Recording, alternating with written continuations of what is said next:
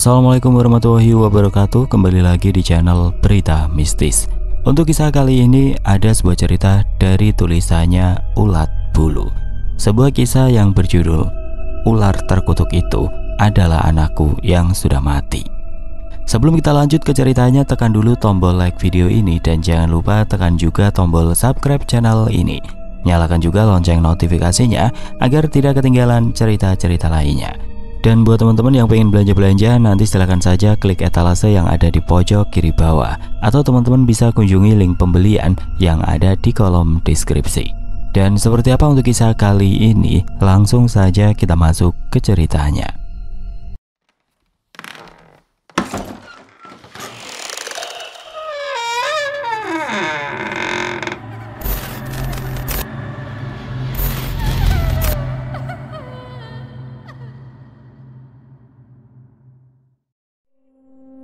Sejak pagi itu Rina menyimpan kotak berisi ular hitam di dalam kamar belakang. Setiap kali ia membuka kotak itu, ular itu tidak pernah melata keluar atau berusaha menyerang. Ia hanya diam, menatap Rina dengan sorot mata yang terasa familiar. Hari-hari berlalu, Rina semakin terikat pada ular itu. Ia mulai berbicara padanya seperti berbicara dengan Arfan. Setiap malam saat rumah sudah sepi, ia duduk di samping kotak kayu itu dan berbisik lembut. "Arfan, ibu di sini. Kamu baik-baik saja kan?" Yang mengganggunya adalah suara-suara aneh yang mulai terdengar. Terkadang ia mendengar desisan yang lebih mirip bisikan.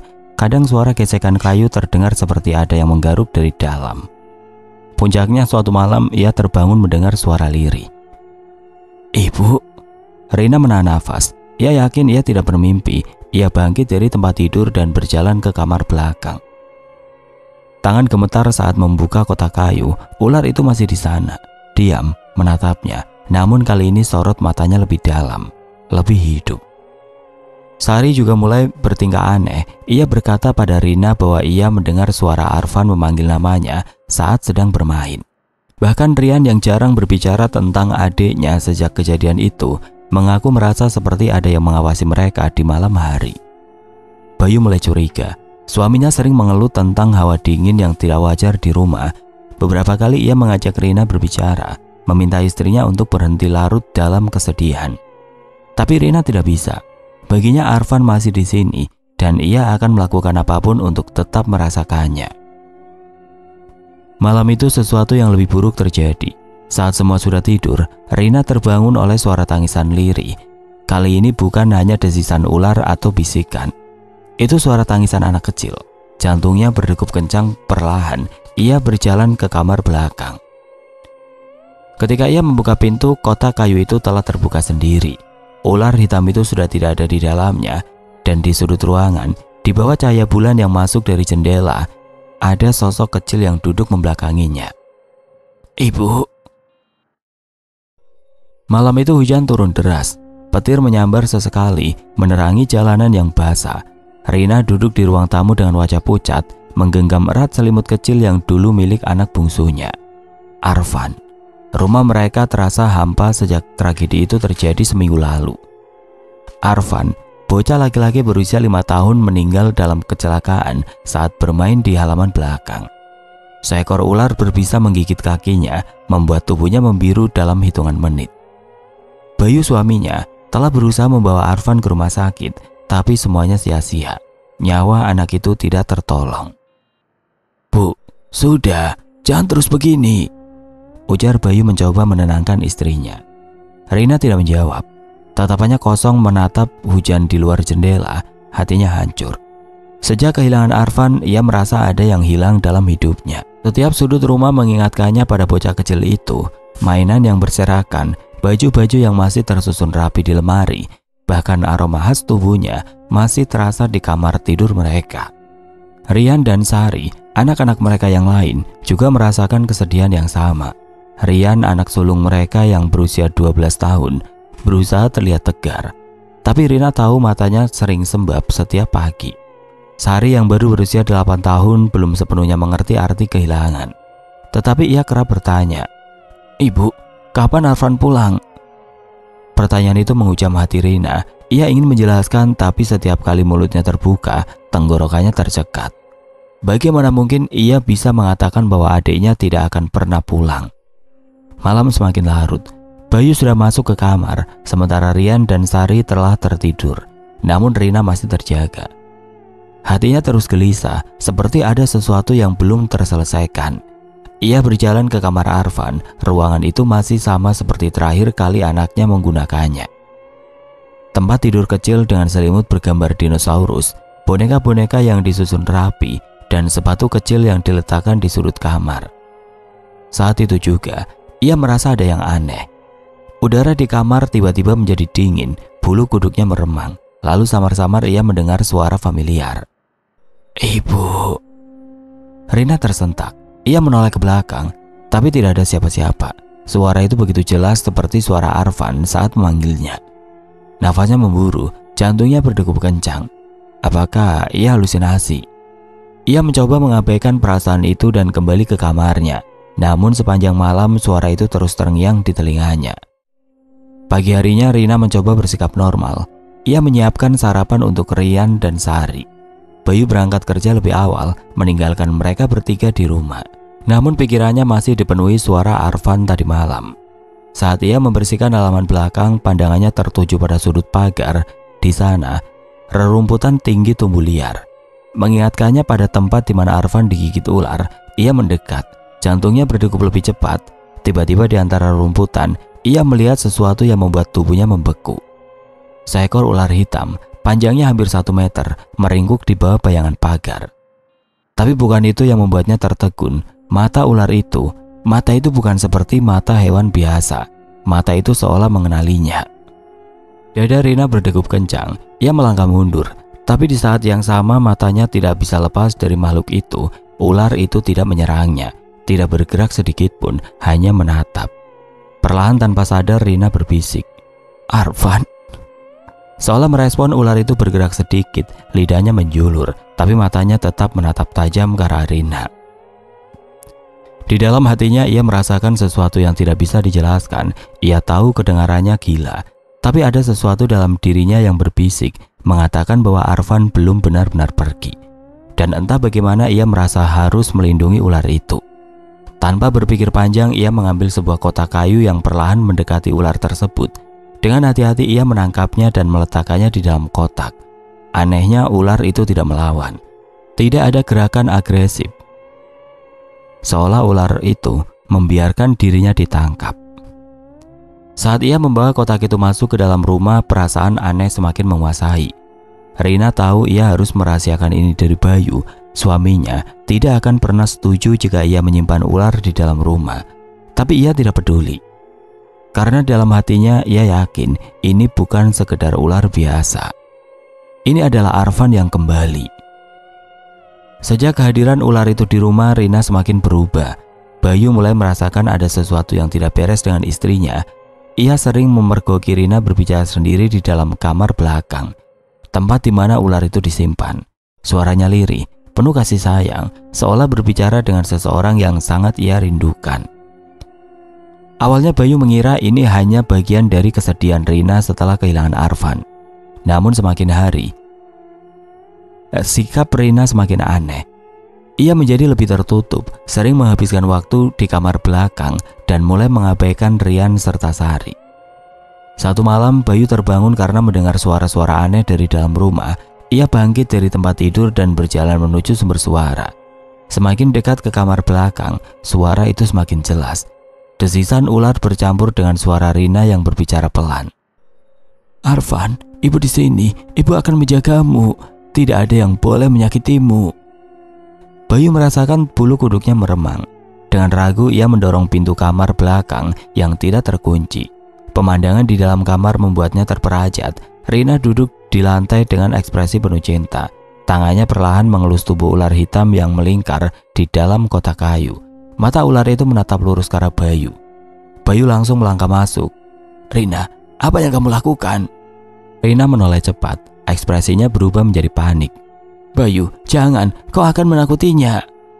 Bayu mendekat dan mengamati ular itu dengan seksama. Ada sesuatu yang aneh dengan hewan itu. Bukan hanya karena ukurannya yang semakin besar dalam waktu singkat, tetapi juga tatapannya. Mata ular itu seolah mengerti apa yang sedang terjadi. "Kita harus menyingkirkan ular ini," kata Bayu tegas. Rina langsung mendekap kotak kayu erat. "Tidak, kamu tidak mengerti Bayu. Dia Arfan." Bayu terdiam. Dadanya sesak mendengar kata-kata istrinya. Ia tahu Rina masih berduka, tapi ini sudah kelewatan. "Dengar Rina, Arfan sudah pergi dan yang ada di hadapanmu ini hanyalah seekor ular." Rina menggeleng keras. "Kamu salah, aku bisa merasakan, aku bisa mendengar suaranya. Dia pulang, Bayu, dia ingin bersama kita lagi." Bayu merasa lemas. Ia harus melakukan sesuatu sebelum semuanya semakin parah. Malam itu saat Rina tertidur, Bayu diam-diam masuk ke kamar belakang dengan senter di tangannya. Kotak kayu itu masih ada di sudut ruangan. Hatinya berdebar saat ia mengangkat tutupnya. Namun kotak itu kosong. Bayu tersentak dan mundur beberapa langkah. Ia menyorotkan senter ke sudut-sudut ruangan. Tidak ada tanda-tanda ular itu. Ia menahan nafas, mencoba mendengarkan suara di sekelilingnya. Tiba-tiba ada sesuatu yang bergerak di belakangnya. Sebelum ia bisa bereaksi, sesuatu yang dingin dan bersisik melilit kakinya. Bayu menjerit, terjatuh ke lantai. Nafasnya memburu saat ia melihat ular hitam itu sekarang melata ke arahnya. Tubuhnya tampak lebih besar dari sebelumnya. Mata ular itu bersinar di dalam kegelapan, dan sejenak Bayu merasakan tatapan itu bukan hanya sekedar tatapan seekor hewan liar. Ada sesuatu yang lebih dalam, lebih menakutkan. Dengan susah payah Bayu meraih sapu yang tergeletak di dekatnya dan mengayunkannya ke arah ular itu. Ular itu mundur, mendesis tajam. Ular itu mundur, mendesis tajam, lalu tiba-tiba melata ke arah pintu dan menghilang dalam kegelapan rumah. Bayu terengah-engah. Ia harus melakukan sesuatu. Ia tidak peduli apakah ini hanya kebetulan atau sesuatu yang lebih menyeramkan. Yang jelas, ular itu tidak boleh tetap berada di rumah ini. Keesokan paginya Bayu memutuskan untuk menemui seseorang yang bisa membantunya. Ia pergi ke rumah Kiai Ahmad, seorang pemuka agama yang dihormati di desa mereka. Saat Bayu menceritakan semuanya, ekspresi Kiai Ahmad berubah serius. "Apa yang kau hadapi ini bukan ular biasa, Bayu. Ada sesuatu yang menumpangi tubuh hewan itu. Jika benar itu arwah Arfan, maka ada yang tidak wajar dalam kepulangannya. Arwah manusia tidak seharusnya berada di dunia ini dalam bentuk apapun. Kau harus segera mengambil tindakan sebelum semuanya terlambat." Bayu mengangguk, merasa sedikit lebih tenang. Ia tahu Kiai Ahmad bisa membantunya, tapi ia juga tahu Rina tidak akan membiarkan ular itu disingkirkan begitu saja. Malam itu Bayu bersiap, ia tidak akan membiarkan ular itu mengambil keluarganya. Hari-hari berlalu dan ketegangan di rumah semakin terasa. Bayu masih menyimpan niat untuk menyingkirkan ular itu, tapi Rina semakin protektif terhadapnya. Ia bahkan mulai membawa kotak kayu itu ke kamar saat tidur. Namun yang lebih mengkhawatirkan adalah perubahan sikap Sari.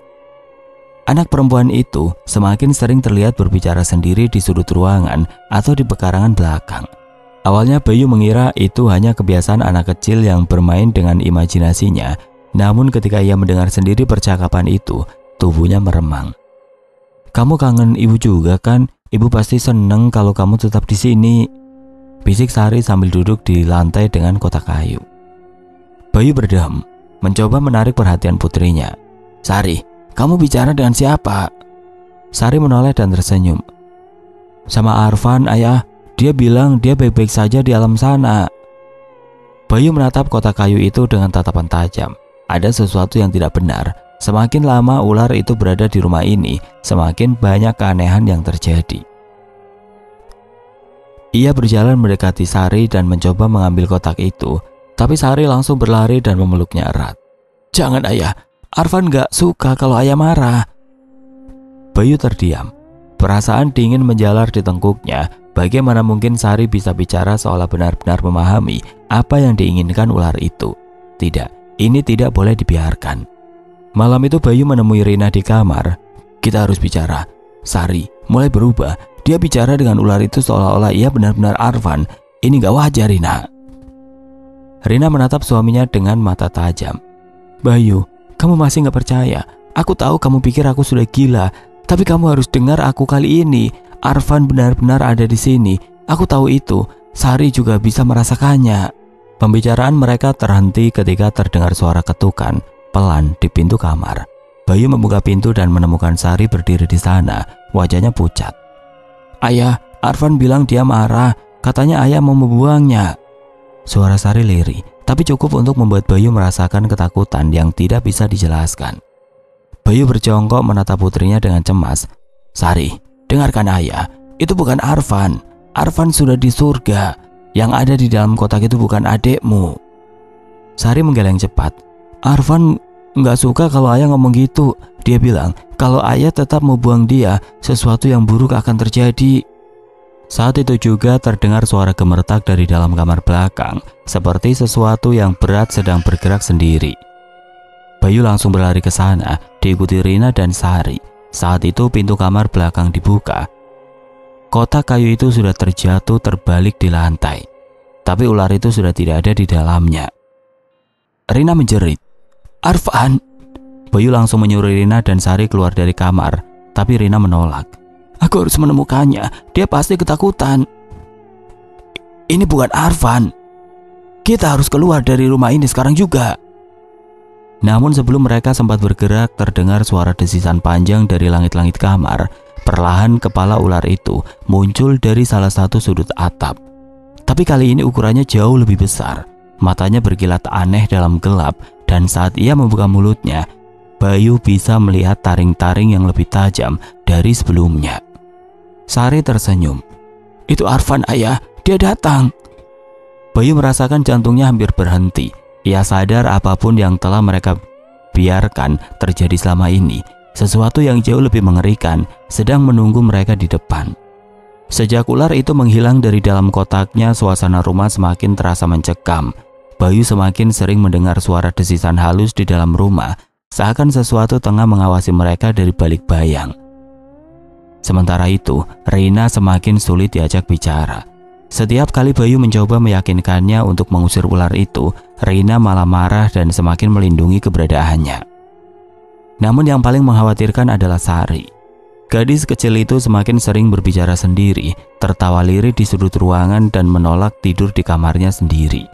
Ia selalu mengatakan bahwa Arfan datang setiap malam untuk menemaninya. Bayu tahu ada sesuatu yang tidak wajar, tapi ia tidak tahu bagaimana cara menghentikannya. Malam itu Bayu terbangun karena mendengar suara aneh, bukan suara desisan seperti biasanya, melainkan suara langkah kaki kecil yang berlari di lorong rumah. Ia menoleh ke sisi tempat tidur dan melihat Rina masih tertidur pulas. Dengan hati-hati ia bangkit dari tempat tidur dan berjalan keluar kamar. Saat sampai di ruang tengah, Bayu tertegun. Sari berdiri di sana, menghadap ke arah tembok dengan tubuh kaku. Lampu ruang tengah yang redup membuat bayangan gadis itu memanjang di lantai. Bayu merasakan hawa dingin menjalar di tengkuknya. "Sari!" panggilnya pelan. Sari tidak menjawab. Bayu mendekat dan menyentuh bahunya. Saat itu juga Sari menoleh dengan gerakan cepat. Wajahnya terlihat pucat, matanya kosong. "Ayah, Arfan bilang ayah harus pergi." Jantung Bayu berdetak kencang. "Apa maksudmu, nak?" Sari tersenyum kecil, tetapi senyumnya terlihat ganjil, seperti bukan miliknya sendiri. "Ayah mengganggu Arfan. Arfan gak suka ayah ada di sini." Bayu mundur selangkah. Dadanya sesak oleh ketakutan yang sulit dijelaskan. Sari bukan anak yang mudah terpengaruh, tapi sekarang ia berbicara dengan cara yang seolah bukan dirinya sendiri. "Sari, Arfan sudah tidak ada. Kamu harus berhenti bicara seperti ini." Mata Sari berkedip lambat, lalu ia menoleh ke sudut ruangan. Bayu mengikuti arah pandangnya. Saat itulah ia melihatnya. Dari dalam kegelapan di sudut ruangan, sepasang mata merahnya bersinar. Perlahan tubuh ular hitam itu muncul dari balik kursi kayu. Namun kali ini tubuhnya tampak lebih besar dari sebelumnya. Tidak hanya sekedar seekor ular biasa. Bayu ingin bergerak, ingin menarik Sari menjauh dari sana, tapi tubuhnya terasa membeku. Ular itu melata mendekati Sari, lalu melingkar di kakinya.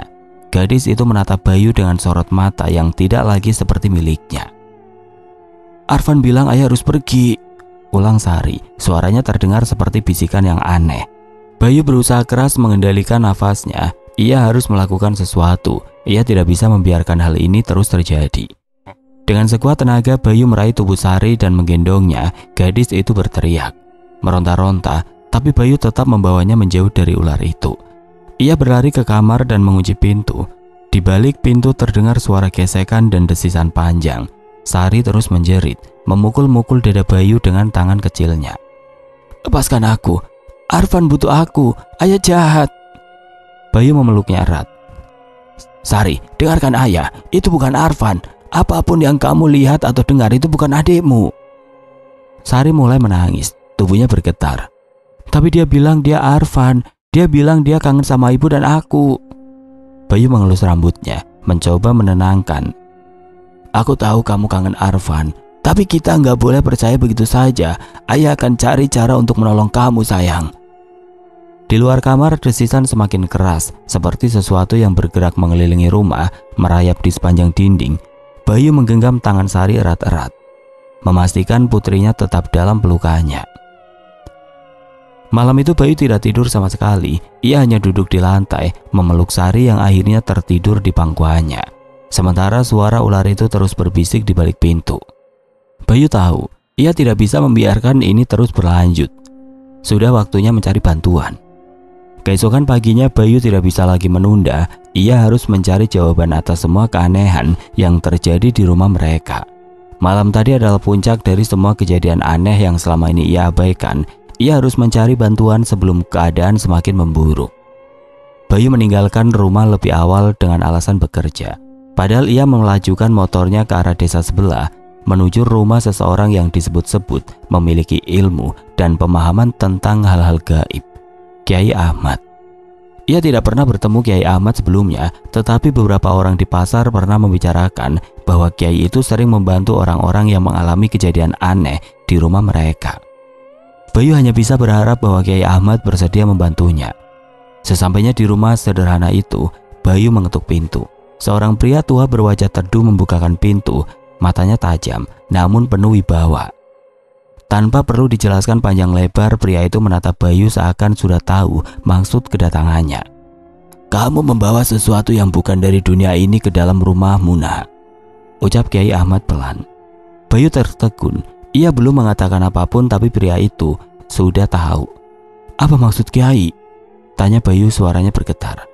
Kiai Ahmad menghela nafas panjang.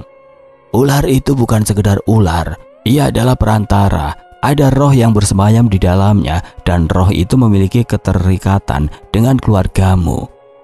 Bayu menggenggam lututnya. "Istri saya yakin itu adalah anak kami, Arfan, tapi saya tahu ada yang tidak beres, Kiai. Sari juga mulai berubah, saya takut kehilangan mereka." Kiai Ahmad mengangguk pelan lalu bangkit mengambil sesuatu dari dalam lemari tuanya. Sebuah kalung kecil berisi daun-daun kering dan beberapa benda yang terlihat seperti rempah-rempah. "Kamu harus menaburkan ini di sekitar rumah saat matahari terbenam.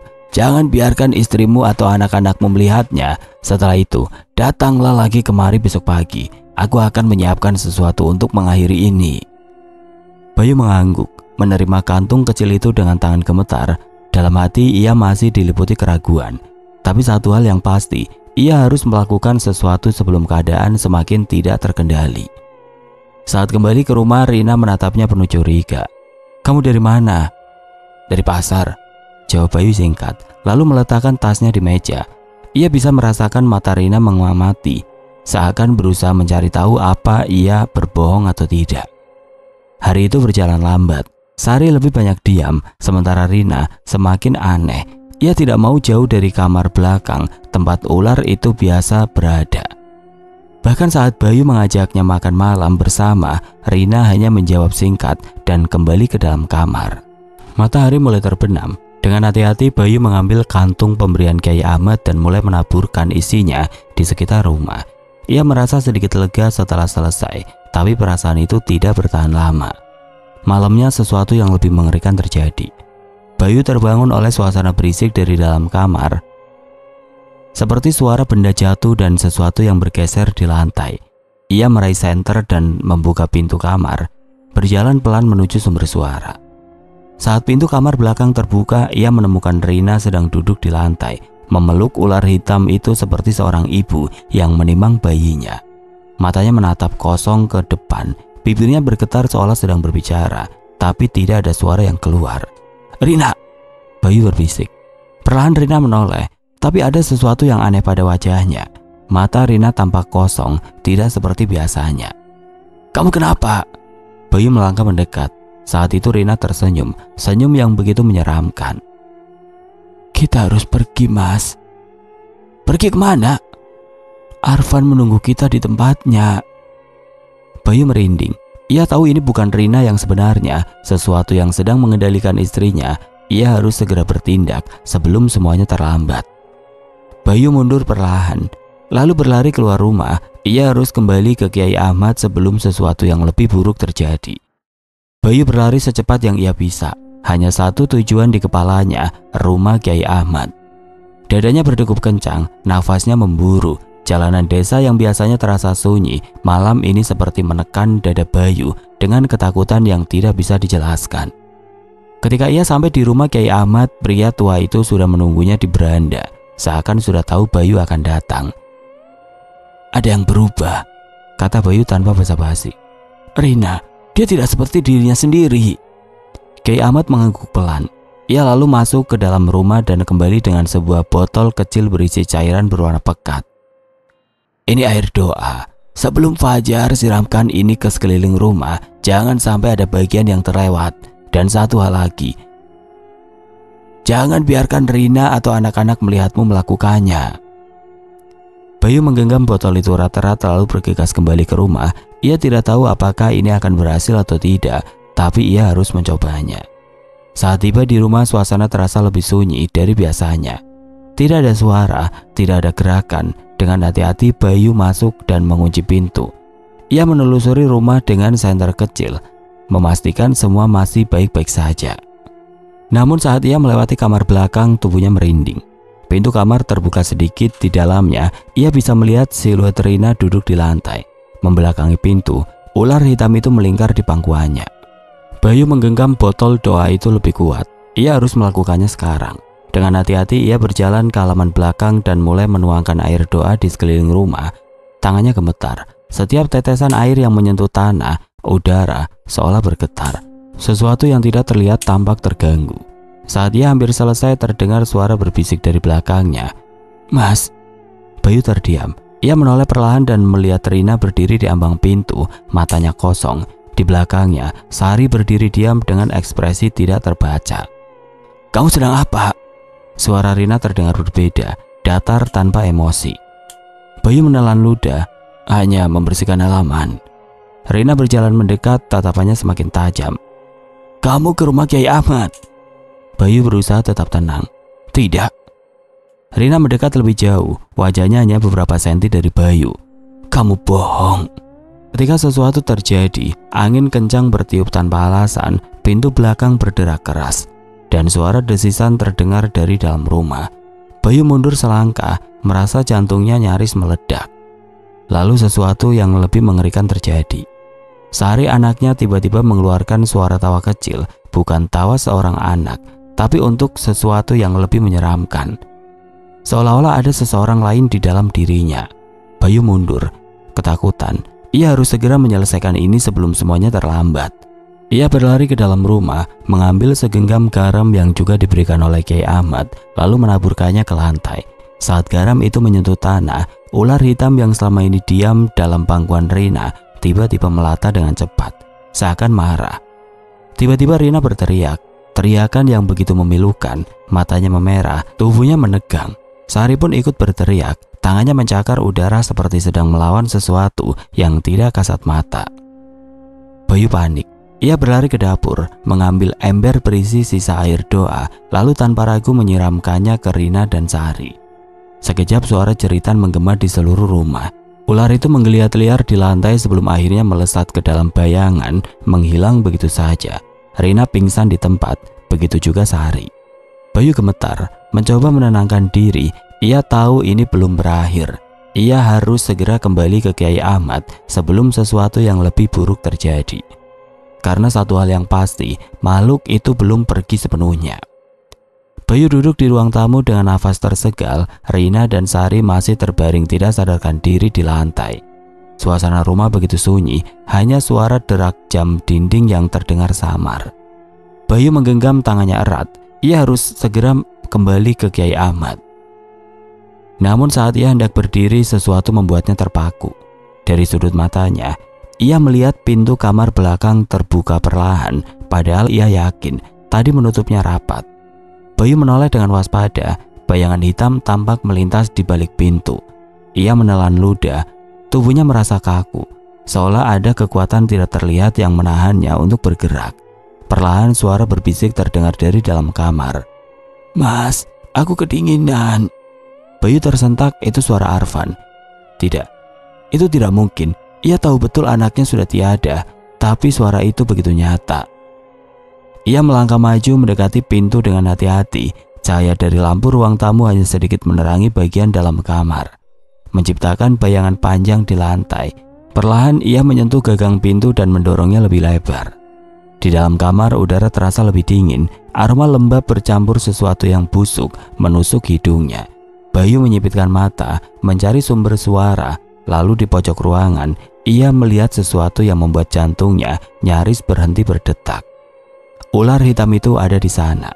Namun kali ini ukurannya jauh lebih besar. Matanya merah menyala, kulitnya berkilauan seperti berselimutkan kegelapan. Dan yang lebih mengerikan, di balik ular itu berdiri sesosok bayangan kecil. "Ayah, kenapa ayah tidak mau menerimaku?" Bayu mundur selangkah. Sosok itu, wajahnya begitu familiar. Itu Arfan. Tapi ada yang salah. Mata bocah itu kosong, bibirnya menyeringai dengan senyum yang tidak wajar. "Kamu bukan Arfan." Suara Bayu bergetar. Sosok itu tertawa kecil, tapi tawanya terdengar menyeramkan. "Aku selalu di sini, ayah. Ibu tahu itu. Kenapa ayah tidak percaya padaku?" Bayu menggeleng cepat. Tidak, ini bukan anaknya. Ini sesuatu yang lain, sesuatu yang telah menyamar dalam bayangan anaknya. Ular besar itu mulai bergerak melata ke arahnya dengan perlahan, seakan sedang mengawasi setiap gerakannya. Bayu ingin berlari tapi kakinya terasa berat. Lalu terdengar suara dari luar. "Bayu, cepat keluar dari situ." Suara Kiai Ahmad. Bayu tersadar dan langsung berlari keluar kamar. Saat ia menutup pintu, suara dentuman keras terdengar dari dalam. Diikuti suara desisan panjang yang membuat bulu kuduknya berdiri. Kiai Ahmad berdiri di depan rumah, membawa seikat daun dan sebotol air doa. Wajahnya serius. "Bayu, makhluk itu semakin kuat. Kita harus segera mengusirnya sebelum semuanya terlambat." Bayu mengangguk, nafasnya masih memburu. Ia tahu pertempuran ini belum selesai. Makhluk itu masih ada, bersembunyi dalam bayangan, menunggu waktu untuk menyerang kembali. Dan kali ini ia tidak akan membiarkan keluarganya menjadi korban lagi. Bayu duduk bersila di ruang tamu bersama Kiai Ahmad. Rina dan Sari masih belum sadarkan diri. Meski pernapasan mereka mulai stabil, udara di dalam rumah terasa berat, seolah dipenuhi oleh sesuatu yang tidak terlihat. Nyala lampu berkedip sesekali, menambah kesan ganjil yang menyelimuti malam itu. "Bayu, kita harus segera melakukan ritual ini. Waktunya tidak banyak. Jika makhluk itu semakin kuat, maka bukan hanya keluargamu yang dalam bahaya, tapi juga seisi rumah ini," kata Kiai Ahmad dengan nada tegas. Bayu mengangguk. Tanpa membuang waktu, mereka mulai menyiapkan perlengkapan untuk ritual. Kiai Ahmad menaburkan garam di setiap sudut rumah, menggambar lingkaran perlindungan di lantai dengan kapur putih, dan menyalakan dupa yang mengeluarkan aroma khas. Saat ritual hendak dimulai, tiba-tiba terdengar suara gemertak dari kamar belakang. Bayu merasakan jantungnya berdegup lebih cepat. Ia tahu makhluk itu tidak akan membiarkan mereka melakukan ini dengan mudah. "Kiai, kita harus cepat." Kiai Ahmad mulai membaca doa dengan suara lantang. Tangannya memegang botol air doa, siap untuk disiramkan di sekitar rumah. Namun baru saja ia mengucapkan kalimat pertama, sebuah jeritan menggema dari dalam kamar. "Jangan usir aku hanya ingin tinggal di sini." Bayu merinding. Itu suara Arfan, namun kali ini ada nada kesedihan yang bercampur dengan kemarahan di dalamnya. Pintu kamar belakang bergetar hebat, seolah ada sesuatu yang mencoba menerobos keluar. Ular hitam yang selama ini mereka pelihara, yang diyakini sebagai perwujudan Arfan, kini muncul dengan ukuran yang lebih besar. Tubuhnya bersisik gelap berkilauan di bawah cahaya redup lampu, dan matanya memancarkan cahaya merah yang menyeramkan. Kiai Ahmad tidak mundur. Ia mengambil botol air doa dan menyiramkannya ke arah ular tersebut. Seketika, ular itu menjerit. Bukan suara desisan biasa, tetapi suara jeritan manusia yang menyayat hati. Tubuh ular itu menggeliat kesakitan, berusaha merayap ke arah Rina dan Sari yang masih terbaring lemah. Namun Bayu dengan sigap menarik istrinya menjauh. "Arfan, jika itu memang kamu, aku mohon, pergilah dengan tenang." Lirik Bayu dengan suara bergetar. Seketika suara tangis terdengar, tangisan seorang anak kecil. Bayu menutup matanya rapat-rapat. Tidak sanggup melihat pemandangan itu, sesuatu dalam hatinya mengatakan bahwa makhluk itu memang memiliki hubungan dengan Arfan. Namun ia juga sadar bahwa roh anaknya telah lama pergi. Ular itu semakin menggeliat kesakitan. Tubuhnya mulai mengecil dan berubah menjadi kabut hitam yang berputar-putar di udara. Kyai Ahmad terus membaca doa, menyempurnakan ritual pemurnian hingga akhirnya kabut itu menghilang sepenuhnya. Keheningan menyelimuti rumah. Bayu menghela nafas berat. Perlahan Rina dan Sari mulai tersadar. Mereka tampak kebingungan, tetapi kehangatan mulai terasa di dalam rumah. Energi gelap yang selama ini menyelimuti tempat itu telah sirna. "Kyai, apa semuanya sudah selesai?" tanya Bayu dengan nafas tersegal. Kyai Ahmad mengangguk pelan. "Insya Allah, makhluk itu sudah pergi. Namun ingatlah, jangan pernah membiarkan hati kalian dipenuhi oleh rasa kehilangan yang berlebihan. Sebab itulah yang membuka celah bagi mereka untuk datang." Bayu menggenggam tangan Rina erat. Ia sadar bahwa selama ini kesedihannya telah membuatnya lengah. Kini ia harus belajar menerima kenyataan dan melanjutkan hidup, meski tanpa kehadiran Arfan di sisinya. Namun di luar rumah, angin malam berembus kencang membawa bisikan samar yang terdengar seperti tawa kecil seorang anak. Apakah semuanya benar-benar sudah berakhir? Malam itu begitu mencekam. Angin bertiup kencang, membuat ranting-ranting pohon berayun seperti tangan-tangan yang melambai di kegelapan. Bayu berdiri di halaman rumah memandangi rumahnya yang kini terasa lebih asing dari sebelumnya. Di dalam, Rina masih duduk di samping kotak kayu yang berisi ular hitam. Wajahnya kosong, seakan telah kehilangan semua rasa takut. Kyai Ahmad telah tiba, membawa beberapa orang santri untuk melakukan ritual terakhir mereka, membawa sesajen, dupa dan air doa. Ruangan itu terasa semakin dingin ketika mereka mulai membaca ayat-ayat suci. Ular hitam dalam kotak mendesis, seakan tahu apa yang akan terjadi. "Ibu, jangan biarkan mereka menyakitiku." Suara lirih itu terdengar di telinga Rina. Suara Arfan bukan dari mulut seseorang, tapi dari dalam pikirannya sendiri. Hatinya bergetar, ia menatap ular di dalam kotak itu dengan penuh haru. Bayu tidak tahan lagi. "Rina, ini sudah cukup. Kau harus sadar, ini bukan Arfan. Ini sesuatu yang lain." Namun Rina menggeleng. "Aku tahu ini Arfan. Aku bisa merasakannya. Aku ibunya." Kyai Ahmad maju selangkah, menatap Rina dengan penuh kebijaksanaan. "Bu Rina, setan bisa menyerupai siapapun. Mereka bisa mengambil bentuk yang kita rindukan, tapi mereka bukan orang yang kita cintai. Arfan sudah pergi. Yang ada di dalam kotak itu bukan Arfan." Air mata Rina jatuh. Hatinya berkecamuk antara percaya dan tidak. Tetapi sesuatu yang mengerikan terjadi. Ular dalam kotak itu tiba-tiba menggeliat hebat. Tubuhnya membesar secara tidak wajar. Suasana menjadi kacau. Para santri membaca doa lebih keras, sementara Bayu menarik Rina menjauh. Dari tubuh ular itu perlahan muncul sesuatu yang tidak seharusnya ada di dunia ini. Bayangan hitam merayap keluar, membentuk sosok anak kecil dengan wajah pucat.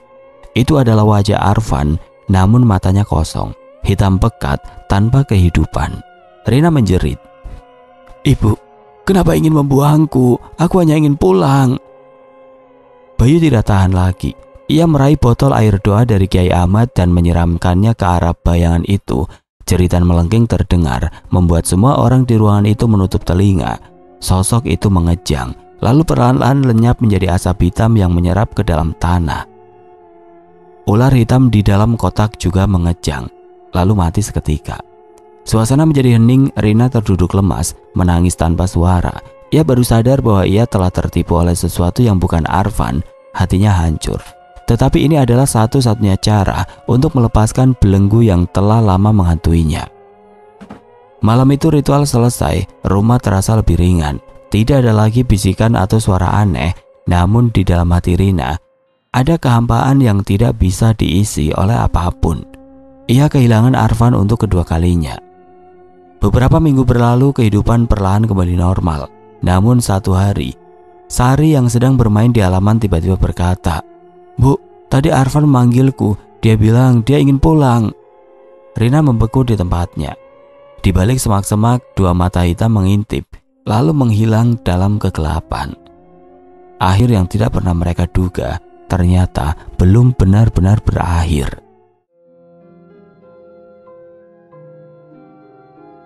Oke teman-teman, sekian untuk kisah kali ini. Bagaimana menurut kalian tentang kisah ini? Tulis komentar kalian di kolom komentar. Dan buat teman-teman yang baru bergabung, jangan lupa untuk like, komen, share, serta subscribe channel ini. Dan nantikan kisah-kisah horor berikutnya tetap di channel Berita Mistis. Wassalamualaikum warahmatullahi wabarakatuh.